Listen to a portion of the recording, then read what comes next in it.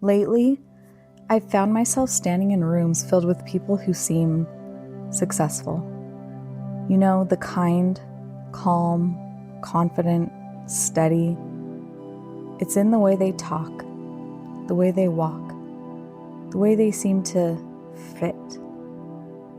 And when I smile and nod and play the part, a little voice inside starts whispering, "Look at them. They figured it out. Why haven't you?" And then I do what I've done 1,000 times before. I compare. I rewind.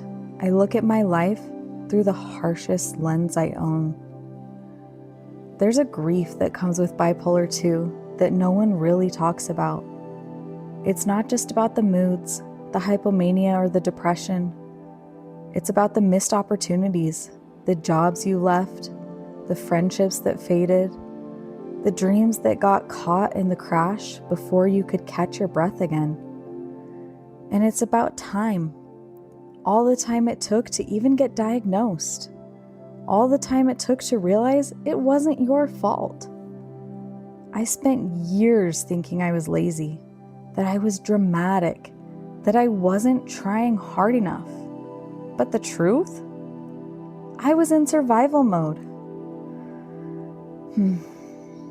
I used to start projects with fire in my chest, burning passion, grand ideas, sleepless creativity, and then, just as quickly, I'd drop them, or they'd collapse under the weight of the crash. It's hard to build a future when your own mind doesn't trust itself. And when everyone else is sprinting past you, it's easy to believe you're being left behind.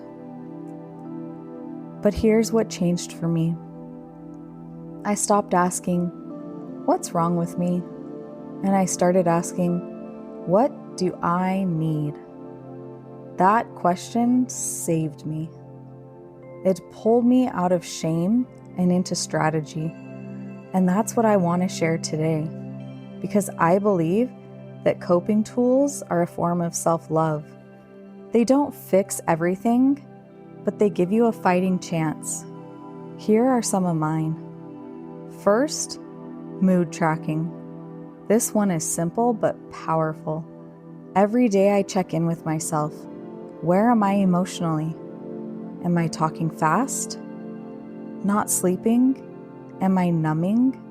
Avoiding? I don't want to wait until I'm spiraling.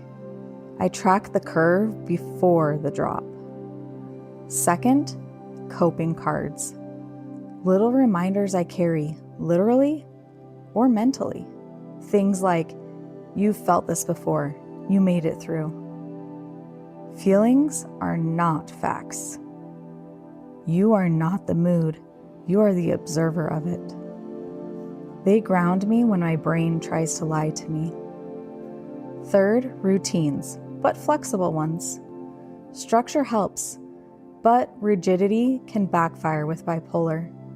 I've learned to build my days like a soft guide, not a strict schedule. My morning routine has anchors: sunlight, hydration, breathwork. Not perfection, just consistency. Fourth, accountability partners. 1 or 2 people I can check in with, not to fix me, but to remind me that I exist outside of my episodes.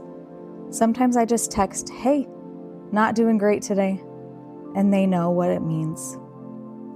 Fifth, regulation before expectation. Before I push myself to be productive or get back on track, I regulate. Breathing, movement, silence. Because if I don't soothe my nervous system, everything I tried to build will just collapse again. So when I look around now at those rooms full of successful people, I try to remind myself, we're not running the same race, and some of us are carrying weights that no one else can see. Success for me isn't a job title or an income bracket. It's waking up after a rough night and deciding to still try. It's choosing not to numb out. It's saying no. It's resting before I break. Success is staying alive, staying open, staying kind to myself in the middle of chaos. I used to think coping was about hiding my bipolar better. Now I think it's about showing up with it, openly, safely, and honestly. That's why I started this podcast, because I spent too long thinking I was broken. And if someone had told me back then that I wasn't alone, maybe I wouldn't have waited so long to start healing. So if you're listening to this and you feel like you're behind in life, if you feel like your bipolar has wrecked your chances, let me tell you something true.